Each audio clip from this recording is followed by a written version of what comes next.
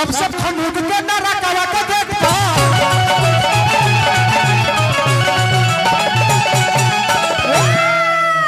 जालू आंख मूद के नरकवा के गेट पर ए भैया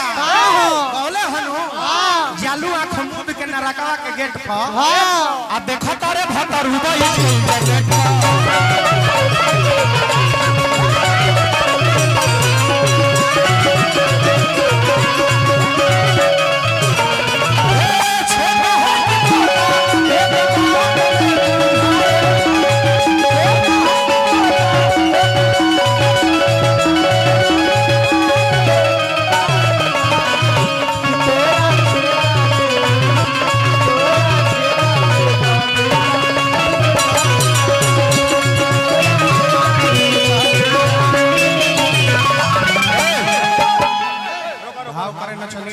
बदसलूकी कर रहा है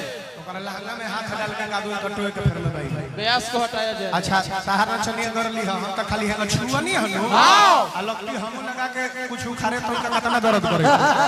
गलती का होता नहीं काहे तू कर खोदला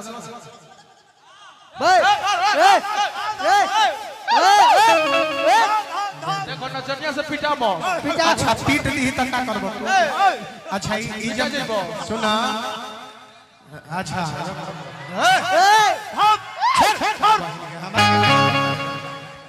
अच्छा नचनिया सब देखी जब अपना औकात पा जी हम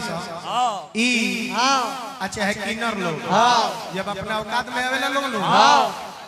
विधायक मंत्री के बस के ना रही जाए आई जब आ जाई त तू हवा हर खानदानो ए लोग में ढूंढ जाई त वो होत ना हो तो राजन समझी जवाब देता नहीं तो जवाब लो ज्यादा मत बोलो तारा नचनिया से पूछी एक बात बताओ तुम मांगता हूँ तो तुम देती नहीं हो क्या मांगी ले तई देवेला ना जवाब हमारा बात के गलत ना बोलो ना मांगता हूँ तो देती नहीं हो जवाब मेरे बात का और देती हूँ तो खड़ा हो जाता है क्या रोम रोम जज्बात का मुंह में लेना तो तुम्हें पसंद नहीं क्या एक ही कतरा शराब का फिर तुम क्यों कहते हो कि धीरे धीरे डालो क्या बालों में फूल गुलाब हम गलती ना बोलो नो हमारा किस संगीत में मजा आएगा अभी जब भाव करे जाता छोटा है कि मोटा ये तो बात में बुझाएगा तो लगा तारा कादू टटो का करो तारा अपन ना तो दूसरा पर मन दो इनका जाए के रहे कहीं ऑफिस में अपना मेहरारू पूजा से कहल है के पूजा हमरा के तनी सवेरे जगा दी हो कई कलश के अगर जो ना जगबो तो कहत है कि तब हिला के जगा दी हो कई कहती है कि ये काम बचल बा रातों में हिला के जगह ये सवेरे हूं हिला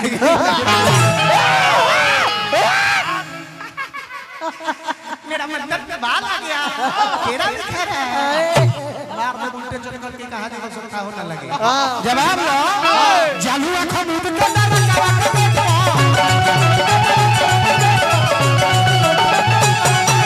अब देखो तारे भतर उदय के में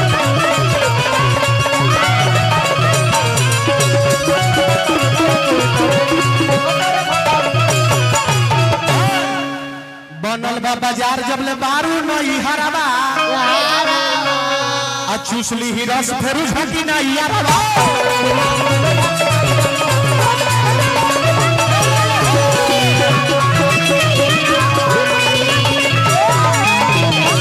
त जांच करे लगी हो बला मुआव से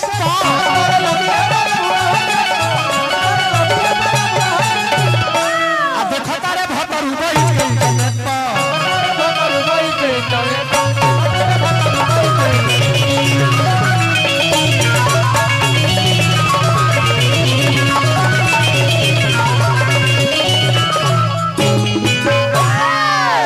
एगो गाना गौले हर